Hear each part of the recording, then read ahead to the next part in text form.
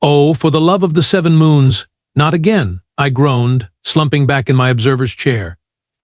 Another tournament, another chance to watch Torvak obliterate everyone. What's the point? My name is Commander Zrel of the Araxian Observation Corps, and I've been stuck documenting these galactic combat simulations for 23 cycles. That's roughly equivalent to 15 of your Earth years. Not that I expected any of you humans to be reading my notes. Until recently, your species wasn't even a blip on our radar. The viewing chamber hummed with the excited chatter of a dozen different species. Tall, willowy therans with their forearms gesticulating wildly. Bulky Kroth ambassadors, their stone-like skin reflecting the holo displays. Even a couple of gaseous Voon, contained in their environmental bubbles, changing colors with their moods. "Commander, the participants are arriving," my assistant Pluk announced, his eye stalks swiveling toward the entrance bay. Pluk belonged to the Mindar species, small, efficient, and perpetually anxious. Perfect for administrative work, terrible at poker. I sighed and activated my neural recorder. Tournament log, Cycle 357, Day 1. The 178th Galactic Combat Simulation Tournament commences today at the Nexus Hub. Participants from 12 galactic regions have arrived. Let me explain what these simulations are, because they're not just some fancy video game where kids blast each other with pretend lasers. The GCS was created after the Third Galactic War nearly wiped out 4 sentient species. The Galactic Council decided that maybe, just maybe, having actual wars was a tad inefficient. So instead, they built this massive quantum computer that creates perfect battle simulations. Species send their best tactical minds to compete, winners get trade advantages, resource rights, that sort of thing. And of course, I muttered under my breath, Grand Marshal Torvak of the Drekari Empire has arrived to remind everyone why the simulations are basically pointless. Torvak strode into the preparation chamber below us, a mountain of muscle, scales, and arrogance. Standing at nearly 3 meters tall, with obsidian scales and eyes that glowed like molten gold, he was the perfect specimen of Drekari evolution. A species designed by nature for one purpose, conquest. For 12 straight cycles, Torvak had dominated these tournaments. His neural connection to the simulation was so powerful that he could control entire virtual armies with the precision most species used to tie their shoelaces. Not that Drekari wear shoelaces. They have those weird magnetic boot things. Whatever. Betting pools are already set, Pluk chirped, reviewing the data on his tablet. 97% in favor of Torvak. Who's the 3% betting against him? I asked, mildly curious about which participants had delusional family members. "Oh, that's the interesting part," Pluk said, his eye stalks quivering with excitement. "We have a new species participating this cycle. First time in the simulations." I sat up straighter. "Really? Who got clearance?" "Humans," Pluk said, pronouncing it carefully. "From the Sol system." I nearly spat out my fermented nebula juice. Humans. Those primitive bipeds who just figured out how to not blow themselves up with nuclear weapons. They're participating this cycle? Yes, sir. Apparently they passed the technological threshold last solar rotation. The council granted them 1 participant slot as a what did they call it? "Welcome to the neighborhood" gesture. I snorted. More like welcome to your humiliation. They're going up against Torvak? That's not a competition, it's a sacrifice. The chamber doors slid open again, and all eye stalks, visual sensors, and sensory appendages turned to observe the newcomer. She was small. That was my first impression. Maybe 1.7 meters tall, with that weird external fur humans have on their heads. This one's was a reddish-brown color, pulled back in what I'd later learn was called a ponytail. Pinkish skin, 2 arms, 2 legs, entirely ordinary looking. She wore the standard simulation interface suit, which looked comically bulky on her frame. "That's their champion?" I heard a Theran diplomat whisper. "She's practically a larva." The human female, Melody Parker, according to my roster, looked around the preparation chamber with wide eyes. Those eyes were unusual, a vibrant green that seemed to take in everything at once. When her gaze landed on Torvak, she didn't flinch or cower like most first-timers. Instead, she did something completely unexpected. She smiled and waved. Torvak's reaction was priceless. His scale ridges flared in confusion, then settled into what passes for amusement among the Drekari. He turned to his entourage and said something that made them erupt in that horrible grinding sound that serves as Drekari laughter. "Oh, this is going to be painful to watch," I mumbled, making a note in my recorder. I had no idea just how wrong I was. The next morning, I found myself explaining the tournament to a cluster of human diplomats who had accompanied their champion. They were asking so many questions that I wondered how their species ever managed to achieve spaceflight. "So, let me get this straight," said a human male with silver-flecked hair and a perpetually furrowed brow. "The outcome of these simulations determines actual resource allocation and territorial rights?" "Precisely," I replied, trying not to sound like I was talking to a particularly dim Grublar slug. The Galactic Simulation Treaty of Cycle 278 established that military conflicts would be resolved through simulated warfare. Winners gain proportional advantages in real-world negotiations. "Your species signed the paperwork last month, remember?" The humans exchanged glances. One of them muttered something about reading the fine print. I continued, "Before the simulations, we lost billions of lives and dozens of habitable worlds in actual conflicts. The Regelian-Procyon War alone destroyed 3-star systems. Now, the worst thing that happens is someone gets a headache and bruised pride. Look, I'm not saying the system is perfect. Politics never is. But it beats the alternative. The simulation results carry immense weight in the council chambers. When Torvak won his first tournament, the Drekari Empire expanded their territory by 18%.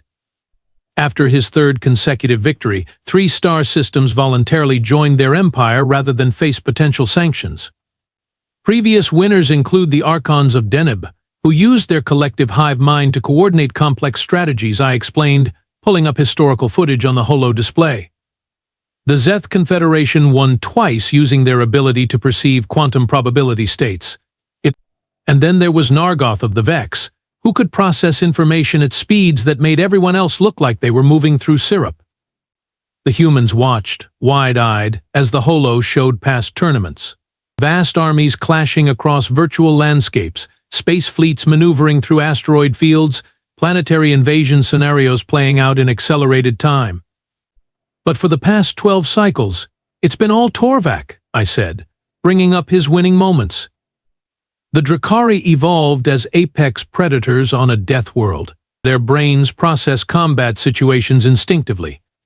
Torvak is the best of the best. He doesn't just win, he dominates. "And how exactly does the simulation work?" asked a human female, her eyes fixed on the neural interface helmets in the preparation room below. I sighed. Basics again. Participants are connected to the quantum mainframe via neural interfaces. Their minds enter a shared virtual environment with physics indistinguishable from reality. Strategic thinking, tactical responses, adaptation to changing battlefield conditions all are tested. The simulation draws on the participants' knowledge, experience, and instinctive responses. You can't fake your way through it. The simulation knows what you'd really do in a crisis. "And what happens if someone gets hurt in the simulation?" Another human asked. "You feel pain? Yes, that's part of the realism. But there's no actual physical damage," I explained. Though some participants have been known to experience psychosomatic symptoms. One Theran general developed phantom limb pain in an arm he never lost in reality. While I was explaining all this, the participants were gathering in the central chamber for the opening ceremony. I couldn't help but notice how the other species were reacting to the human melody. A pair of Kroth warriors physically moved away when she approached, as if afraid they might catch some primitive disease. The Theran contingent didn't even try to hide their amusement, their forearms gesturing mockingly as she passed. "Your champion seems underprepared," I said diplomatically to the human delegation. Melody has some unique qualifications, one of them replied cryptically. Such as? I prompted. She's very good at games. I nearly choked. Games? This isn't some entertainment program. This is sophisticated neural-linked quantum simulation that determines the fate of entire star systems. The human just smiled. She's really good at games. Before I could explain just how absurd that sounded, the ceremonial horns blared, announcing the tournament's official commencement. The Grand Arbiter, a semi-organic AI construct that oversees the simulations, materialized in the center of the chamber. Welcome, participants, to the 178th Galactic Combat Simulation Tournament. The Arbiter's voice resonated with artificial perfection. This cycle's format will be a progressive elimination tournament. 16 participants, 15 matches, 1 victor. Each round will test different aspects of tactical prowess, ground combat, space warfare, resource management, and asymmetric conflict. The stakes were announced next, and I watched the human delegation's faces pale slightly. The victor of this tournament will be granted exclusive mining rights to the Cygnus Reach asteroid belt, unrestricted passage through the Viridian Corridor, and a deciding vote in the upcoming deliberations regarding the neutral zone expansion. In other words, whoever won would control the most resource-rich region discovered in the past 50 cycles, along with the primary trade route connecting 3 galactic arms. It was worth trillions in any currency you cared to name. Torvak's confidence was palpable. He stood tall, his golden eyes surveying the competition with casual disdain. When his gaze fell on Melody, his mouth curled into what Drekari consider a smile but looks more like someone threatening to eat your liver. The human female participates as a courtesy only, he announced loudly. I shall endeavor to make her elimination quick and relatively painless. The chamber erupted in that particular kind of laughter that occurs when powerful individuals make cruel jokes. The human delegation stiffened. Melody, however, just cocked her head to one side. Looking forward to it, she replied with a smile that didn't quite reach her eyes. I love a challenge. If I had known then what was coming, I might have placed a very different bet. The first round of the tournament began with what we call the pruning phase. 16 participants enter, 8 leave with their dignity intact. The opening simulations are designed to be straightforward tactical challenges, nothing too complex, just enough to weed out the obviously unprepared. I settled into my observer's station with a large cup of stimulant brew and my recording equipment. My job was to document the human's inevitable humiliation for the historical archives. Maybe I'd get lucky and she'd be eliminated quickly so I could focus on the real contenders. Allow me to introduce some of the more notable participants. First was Crag of the Croth Dominion, a mountain of living stone with tactical experience spanning 3 centuries. Croth warriors can process multiple battlefield scenarios simultaneously using their section brains. Essentially, it's like having 4 generals in one body all working together. Then there was Lilith 9, an artificial intelligence from the Mechanica Collective. While most tournaments prohibit synthetic beings, the collective argued successfully that their AIs were legally citizens. Lilith 9 could calculate combat probabilities to 16 decimal places in nanoseconds. The Voon representative, Ambassador Glyph, was literally a sentient gas cloud. How do you outmaneuver an enemy that can flow through any gap and has no vital organs to target? The Voon had placed 3rd in the last tournament. Most observers considered Brelk of the Theron hierarchy the second favorite after Torvak. With 4 arms controlling 4 separate neural interfaces, Therons could manage complex combined arms operations with ease. The first challenge was a straightforward ground combat simulation, capture the enemy's command center while defending your own. Classic, predictable, boring. I watched as the participants were connected to their neural interfaces and entered the simulation. Holo displays around the observation deck showed what each competitor was experiencing, allowing us to follow the action. Crag deployed a standard Croth phalanx formation, methodically advancing while establishing overlapping fields of fire. Lilith 9 created an elaborate network of automated defensive systems before sending out precision strike teams. Textbook approaches, executed with professional competence. Then I noticed Melody's display. "What in the name of the void is she doing?" I muttered. While every other participant had organized their virtual forces into recognizable military formations, Melody had split her units into dozens of tiny groups. They weren't advancing toward the objective or establishing defensive perimeters. They appeared to be hiding, scattered across the virtual landscape, concealed in terrain features, sitting idle. "The human demonstrates no understanding of basic tactics," a Theran observer commented dismissively. "She will be eliminated within minutes." I expected to see Crag or one of the other experienced tacticians quickly overwhelm her disorganized forces. But as I watched, something bizarre happened. Crag's perfectly organized phalanx suddenly found itself taking fire from multiple directions simultaneously. Melody's scattered units weren't disorganized, they were an ambush predator's dream, lying in wait along the most logical approach routes. "That's not conventional doctrine," I admitted to Pluk, who was watching with his eye stalks fully extended in surprise. "Commander," Pluk replied, "I believe the humans call it guerrilla warfare. It's considered primitive by most tactical standards. Primitive it might be, but it was working." While Crag's forces were pinned down by the humans' harassing attacks, Melody had infiltrated a small team directly into his command center. "Round 1, human victory." "Probably just beginner's luck," I said, trying to sound convinced. The second challenge focused on space combat, fleet management, and void tactics. Surely now the human's primitive understanding would fail her. Once again, Melody defied conventional wisdom. While other participants created balanced fleets with clearly defined roles, capital ships for heavy firepower, escorts for screening, logistics vessels for support, Melody built swarms of tiny, agile craft. Hundreds of them, each barely large enough to hold a pilot, and minimal weapons. "Inefficient?" the Mechanica observer stated with artificial certainty. Energy expenditure versus combat effectiveness calculations do not support this approach. Yet somehow Melody's swarm tactics overwhelmed the logically organized fleets of her opponents. Her tiny craft swarmed capital ships like insects, targeting seemingly minor systems in coordinated strikes. Engines, sensors, weapon cooling systems, none of them immediately fatal, but cumulatively devastating. By the end of Day 3, Melody had advanced through 4 preliminary rounds. The observation deck was buzzing with confused speculation. I found myself reviewing the footage of her simulations again and again, trying to identify a pattern.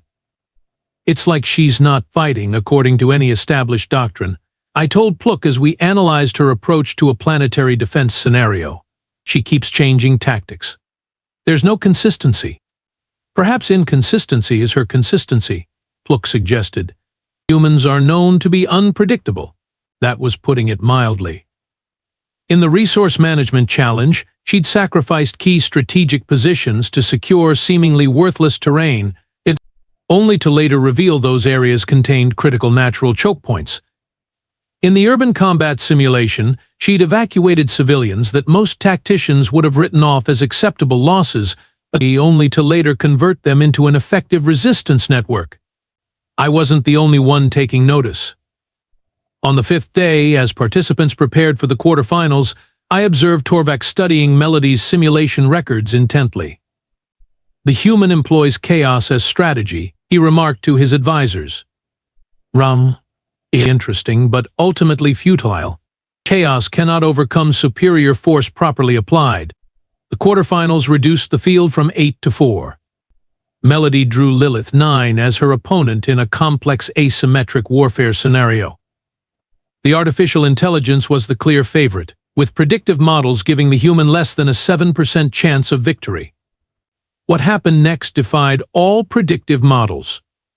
While Lilith 9 deployed her forces according to mathematically optimal distributions, Melody did something no tactical AI would ever consider. She sacrificed a third of her forces in a feint that appeared, by all rational analysis, to be a catastrophic mistake. Lilith 9 committed her reserves to exploit this apparent blunder, exactly as countless simulations would suggest was the optimal response. That's when Melody sprung her trap, revealing that her defeated forces had actually gone underground, tunneling beneath the AI's primary command nodes. The result was definitive human advancement to the semifinals. This defies logical analysis, the Mechanica representative protested. The humans' approach contained a 94.8% probability of failure under standard tactical doctrine. Perhaps I found myself saying, we need to reconsider what constitutes standard when dealing with humans. The semifinal matchups were set. Torvak would face Brelk of the Therans, while Melody would confront Ambassador Glyph of the Voon. The latter match particularly worried me. How does one defeat an opponent who has no solid form? As Melody entered the preparation chamber for her semifinal match, I noticed the change in how other species regarded her. The dismissive glances had been replaced by calculating assessment. The mocking whispers had given way to serious tactical discussions. Even more tellingly, when she passed by Torvak in the corridor, the Drekari champion didn't sneer or dismiss her. He inclined his head slightly in acknowledgement, the closest thing to respect I'd ever seen him show a potential opponent. "You fight strangely, human," he rumbled, his translator struggling with the complex harmonics of Drekari speech. "But the final simulation will not reward tricks and chaos. In the end, superior force prevails." Melody smiled, that peculiar human expression that never quite told you what they were really thinking. "We'll see," she replied. "I'm looking forward to finding out." The semifinal against Glyph would begin in 1 hour. None of us knew it then, but we were about to witness something that would change our understanding of combat simulation forever. I still don't know how she did it. The semifinal match against Ambassador Glyph should have been impossible. How do you defeat an opponent who exists as a sentient gas cloud? The Voon have no solid form to target, no centralized nervous system, no conventional weaknesses. In previous tournaments, opponents had tried everything from energy fields to specialized containment protocols, all with limited success. Melody's approach? She introduced a harmless bacterium into the simulation environment, harmless to most species, that is, but it metabolized the specific atmospheric compounds that made up Glyph's consciousness. Not enough to cause harm, just enough to create a fog of cognitive interference. While Glyph struggled with what amounted to a Voon migraine, Melody systematically secured the victory objectives. And just like that, a human was in the finals of the Galactic Combat Simulation Tournament. The final day arrived with an atmosphere that can only be described as electric, quite literally in the case of the Zeth representatives, who express excitement through bioelectric discharges. The observation deck had been expanded to accommodate the unprecedented number of diplomatic delegations that had arrived to witness the spectacle. I'd never seen the place so crowded. Species that had previously shown zero interest in the tournaments were suddenly requesting prime viewing positions. "Look," I barked as I navigated through the throng. "What's the attendance count?" My assistant consulted his data pad. 372 official observers, Commander. That's nearly triple our previous record. And the broadcast permissions? 217 systems have requested live simulation feeds. The Galactic Council itself has suspended regular proceedings to watch. I whistled softly. All this to watch Torvak crush another opponent?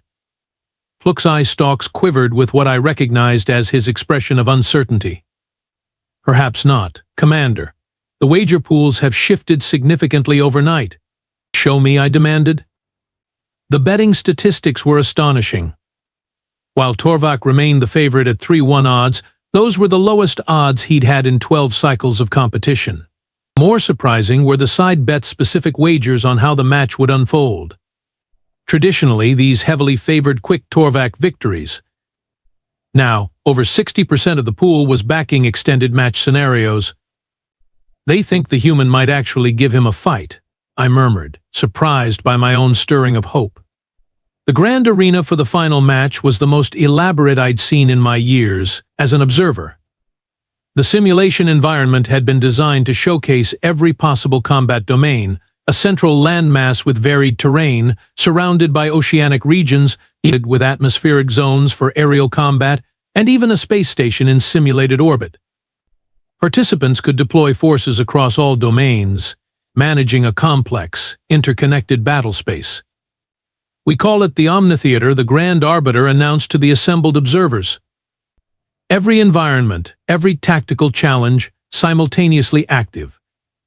The most comprehensive simulation battlefield ever constructed. At precisely midday, the finalists were escorted to their neural interface chambers, specially constructed pods designed to eliminate any external stimuli once the simulation began.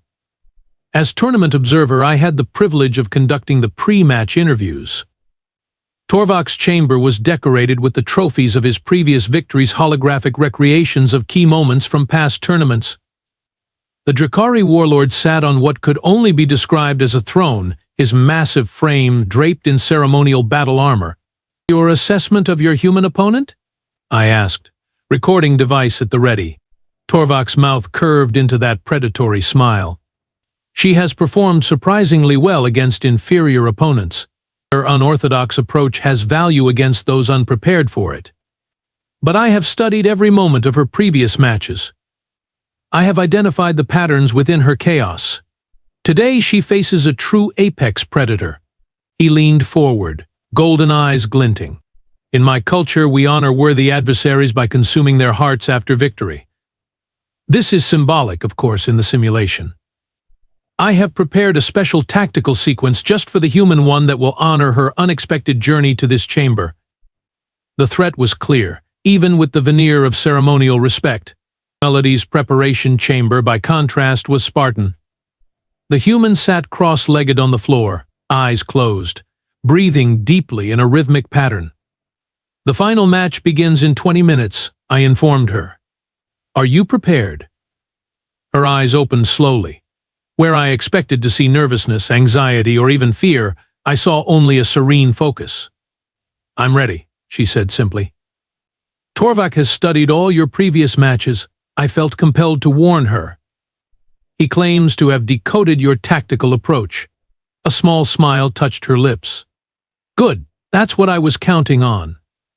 "You wanted him to study your previous matches?" I asked, confused. "Everything I've done so far was just the tutorial," she replied, using a term my translator struggled with momentarily. "Now we start the actual game." I didn't understand what she meant then. I do now.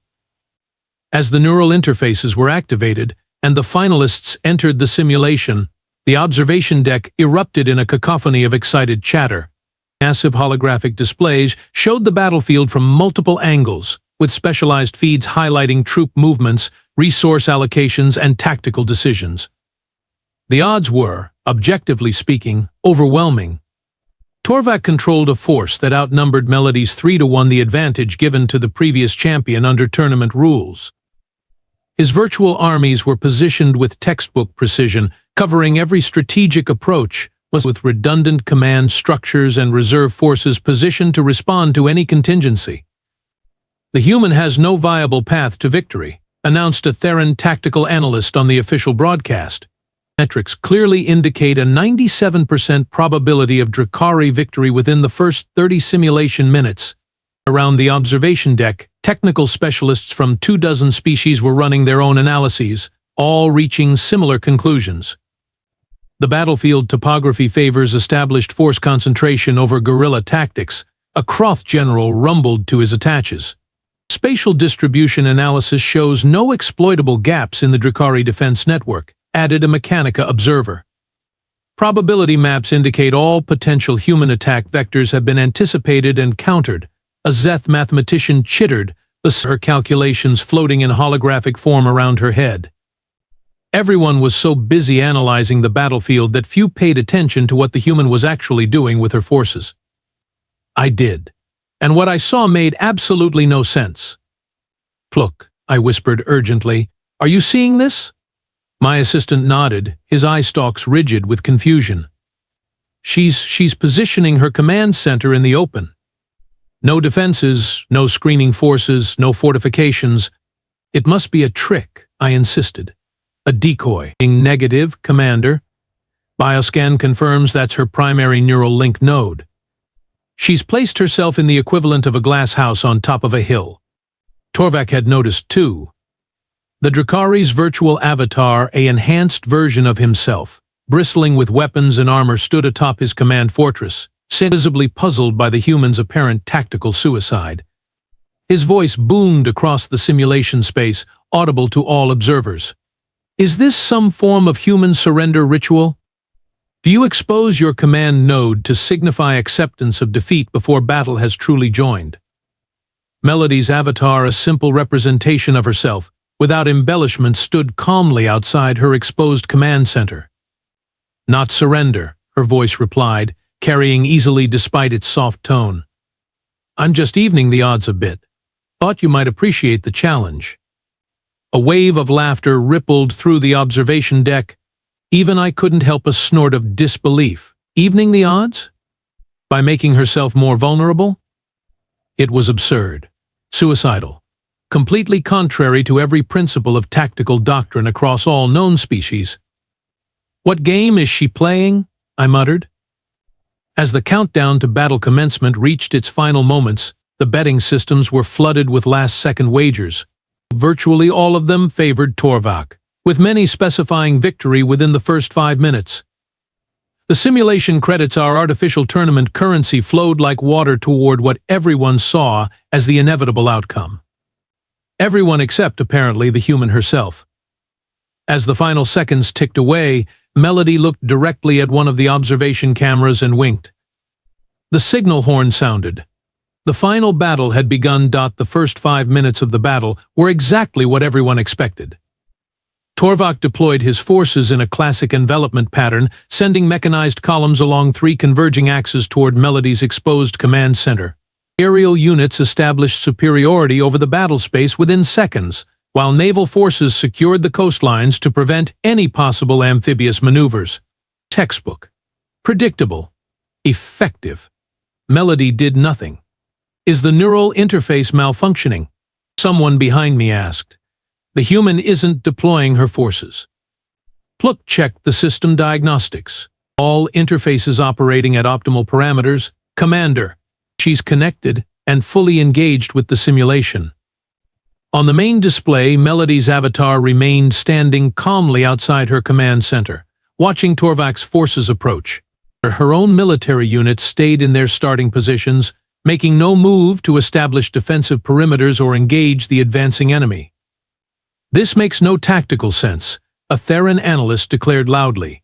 Even accounting for human unpredictability, this is simply surrender. Torvak clearly thought so too.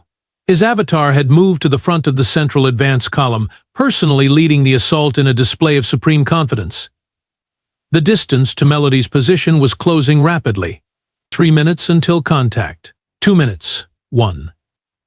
That's when it happened. As Torvak's forces came within engagement range, Melody finally acted, but not in any way anyone anticipated. Rather than commanding her military units, she reached into her command center and activated a single control.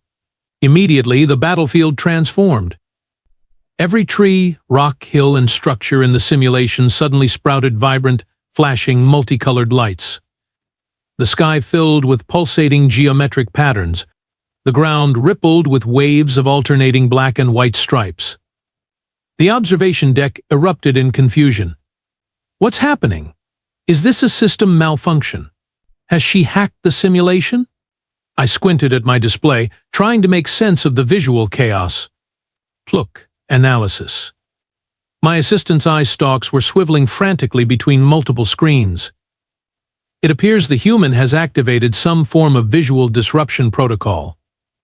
The simulation itself is stable, but the rendering parameters have been drastically altered. On the battlefield, the effect on Torvak's forces was immediate and devastating.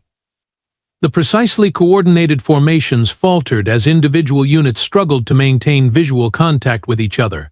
Communication networks degraded as targeting systems failed to distinguish between friend and foe amidst the strobing lights and shifting patterns. Most significantly affected was Torvak himself. The Drekari Warlord's avatar had frozen in place, its movements becoming erratic and uncoordinated. "What's wrong with Torvak?" I demanded. A Drekari medical specialist pushed through the crowd to reach the neural interface monitoring station. It's a sensory overload cascade, he growled after examining the readings.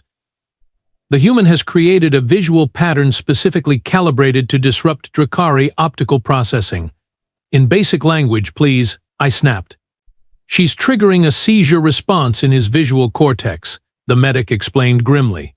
Drekari brains process visual information through specialized neural pathways evolved for hunting. The patterns she's projecting are precisely tuned to overload those pathways.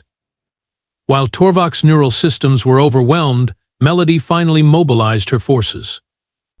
Not in a frontal assault, but in precise surgical strikes targeting command and control nodes throughout the Drekari formation.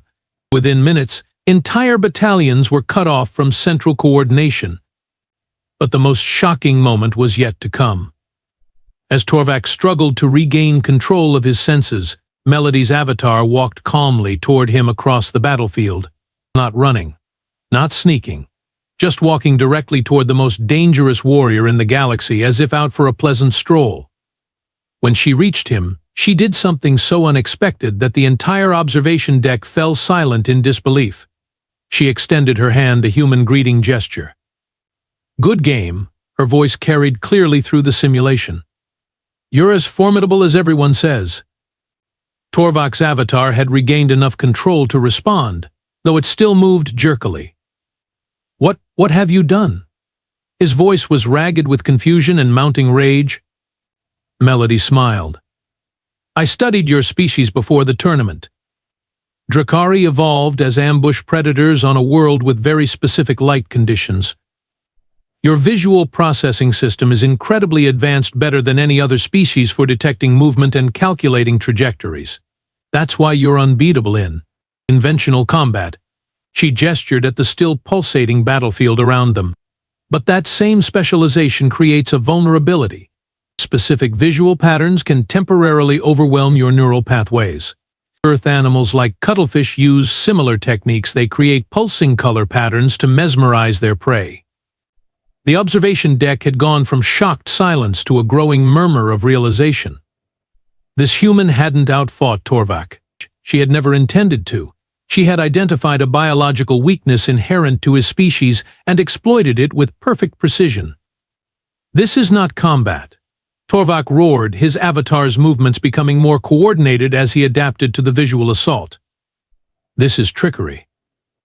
"No," Melody replied calmly. "This is asymmetric warfare. When facing a superior force, you don't match strength against strength. You find the weakness hidden within that strength." She paused. "Humans have been doing this for thousands of years. We call it working smarter, not harder." While they spoke, her forces had systematically disabled Torvak's command structure. His massive military advantage had been neutralized not through direct confrontation, but by removing his ability to effectively coordinate them. Melody's avatar looked directly up at the observation cameras. The objective was to defeat the opponent's ability to wage war, not to destroy their forces. That's what this simulation is testing, right? Real strategic thinking? The Grand Arbiter's voice resonated through the simulation. Objective complete. Simulation terminated. Victory. Human participant Melody Parker. For 3 heartbeats, the observation deck was absolutely silent. Then it exploded into chaos. The Drekari delegation erupted in protests demanding the match be invalidated. The Thurans were gesticulating wildly with all 4 arms, their translators unable to keep up with their rapid speech. The Kroth representatives stood in stunned silence, their stone faces for once showing clear emotion shock. Meanwhile, the human diplomatic team had broken into some sort of ritualistic celebration, jumping up and down while making high-pitched vocalizations of approval. Bizarre creatures. I turned to Pluk, who looked as dumbfounded as I felt. Did she just win? Actually win? "It appears so, Commander," he replied, eye stalk still extended in surprise. The simulation parameters were clear. The human successfully neutralized Torvak's command capabilities without losing her own. By definition, that is victory. The Drekari medical team had disconnected Torvak from his neural interface. The Warlord stormed onto the observation deck, scales flared in a display of fury I'd never seen even in his most challenging previous matches. This was not combat. He roared, the translation system struggling to modulate his volume. The human used biological warfare. She attacked me personally rather than engaging my forces with honor. Melody had also emerged from her interface chamber. She looked smaller than ever, surrounded by the towering aliens, but somehow she commanded the attention of the entire deck. "I used information as a weapon," she responded calmly. "Isn't that what real warfare has always been about? Understanding your opponent better than they understand you?" She turned to address the Grand Arbiter's hovering presence. "The simulation tests our ability to achieve objectives with the resources available. My objective was to neutralize the opponent's combat effectiveness. I did so using the most efficient means available." The Arbiter paused, its synthetic consciousness processing the arguments. "The human's tactics fall within simulation parameters," it finally announced. "Victory stands." Torvak's roar of outrage shook the observation deck's windows. But beneath the anger, I detected something even more significant: fear. For the first time in 12 cycles, the apex predator of the galaxy had been reminded what it felt like to be prey. 3 standard weeks have passed since what's now being called the Parker Paradigm shook the foundations of galactic politics. I've been busy documenting the aftermath for the official tournament archives, but I needed to finish this personal account while the details are still fresh in my memory. We got it all wrong. Every analysis, every prediction, every smug certainty about the limitations of this newly spacefaring species. We saw their biological constraints, their fragile bodies, their limited sensory range, their short lifespans, and we categorized them as non-threatening. A minor species to be accommodated but not truly respected. What we failed to understand was that these apparent weaknesses had forced humans to develop their most powerful adaptation: creative problem-solving. Their entire evolutionary history has been one long exercise in overcoming superior opponents through ingenuity rather than strength. "We've been doing this since we hunted mammoths with pointy sticks," Melody explained during her post-tournament interview. "Humans have always had to outthink predators and prey that were stronger, faster, or better armed than we were. The political fallout has been seismic. The Drekari Empire's ambassadors stormed out of the Galactic Council, threatening to withdraw from the simulation treaty entirely. The Theran hierarchy has launched an intensive study of human tactical doctrines. The Kroth Dominion has already proposed a formal military alliance with Earth. Most significantly, the Cygnus reach mining rights and Viridian Corridor Passage control those immensely valuable prizes that everyone assumed would strengthen Torvak's already formidable empire are now in human hands. A species that barely has the technology for reliable interstellar travel now controls one of the most strategic resource zones and trade routes in the galaxy. "We're happy to negotiate fair access agreements with all species," the human diplomatic team announced, to widespread disbelief. Most expected them to leverage their unexpected victory for maximum advantage, as any rational species would. Melody herself has been the biggest surprise of all. No victory parade, no boasting. When offered a prestigious military command by the Galactic Council, she declined. "I'm not a soldier or a general," she told the stunned council members. "I'm a game designer. I create virtual worlds and rule systems for entertainment. That's why they sent me, because your combat simulation is basically just a very elaborate game with clearly defined victory conditions." To a game designer. Not a warrior, not a tactical genius, not a military savant, just someone who spends her time analyzing rule systems and finding creative solutions within defined parameters. The mundane explanation somehow makes her victory even more unsettling to the galactic community. Yesterday, I finally worked up the courage to ask her the question that's been bothering me since the tournament ended. "Did you know from the beginning that you would win? Was this your strategy all along?" Melody laughed. "No, I honestly expected to get eliminated in the first round. Each match was a surprise to me too. I just kept asking myself, what would a player do if they couldn't win by following the obvious path? And what happens now? I asked. Your species has suddenly acquired significant power in galactic politics. She shrugged. We'll probably make a lot of mistakes. We'll learn as we go. Try not to break anything too important. The casual admission of potential incompetence was perhaps the most terrifying statement I've heard from a human yet. Most species would rather die than admit uncertainty. Humans seem to embrace it as a starting point. Before departing for Earth, Melody gave me a small device she called a stress ball, a simple sphere that changes colors when squeezed. For the next tournament, she explained with a wink, in case you need to distract another Drekari. The Galactic Combat Simulation Tournament will never be the same again. The comfortable predictability of power hierarchies and tactical doctrines has been shattered.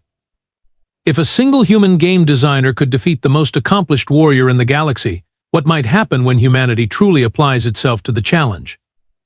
I've submitted my official recommendations to the Galactic Council this morning. Study humans carefully, integrate them thoughtfully, and never, ever underestimate them again. They are simultaneously the most vulnerable and most dangerous species we have ever encountered. As the ancient Araxian proverb says, the predator who has never been hunted forgets to look behind. Torvak forgot to look behind. The rest of us would do well to remember the lesson. Oh, and one final observation that I'm including only in these personal notes: humans are utterly, completely insane. And that might be their greatest strength of all. When every other species in the galaxy thinks in straight lines, the ability to think in spirals becomes a superpower. Commander Zrel, Araxian Observation Corps. Official tournament record, Cycle 357. Personal addendum. Note to self: invest in human entertainment media companies. If their games can produce tactical geniuses as a byproduct, there might be something worth learning there. But also, get more of those color-changing stress balls. They're surprisingly satisfying to squeeze.